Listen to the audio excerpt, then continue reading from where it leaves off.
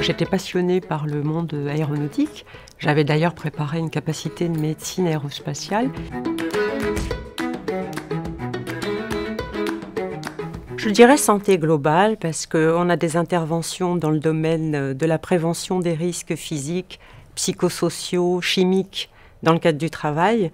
Mais on a aussi une contribution importante dans le cadre de la prévention et de la santé publique, notamment dans les pathologies cardiovasculaires.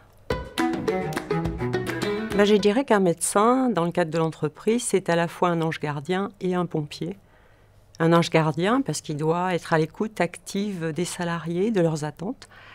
Également apporter des conseils pour l'employeur en termes de prévention des risques. Mais de temps en temps, il nous arrive aussi de traiter des urgences. Donc là, nous sommes bien des pompiers. C'est à la fois la SSE et la performance, puisque la performance, c'est avoir finalement une équipe de collaborateurs en bonne santé, tant sur le plan physique que sur le plan psychique, avec un bon équilibre travail et vie personnelle en fait. Moi, j'utiliserais plutôt le mot coopération. C'est à la fois le partage dans la pluridisciplinarité, à la fois avec des opérationnels, à la fois avec des ergonomes ou des préventeurs.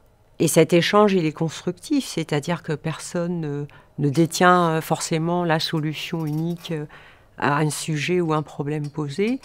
Et cette coopération va faire qu'on pourra s'appuyer sur l'intelligence collective. Contre-attaque sûrement. C'était là aussi l'objectif lorsque les gens ont repris le travail pendant le confinement, c'est-à-dire poursuivre une activité professionnelle tout en étant protégés. La contre-attaque, c'était quelque part d'adapter les effectifs en présentiel sur site. Donc il y a eu mise en place de façon importante du télétravail.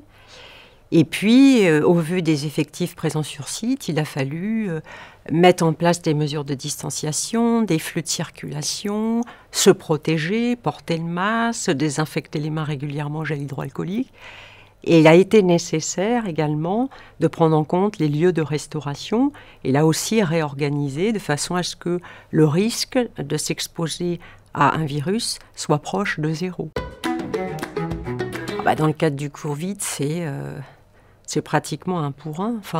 C'est-à-dire que chacun doit s'approprier les mesures de prévention et de protection indispensables pour pouvoir protéger chacun d'entre nous.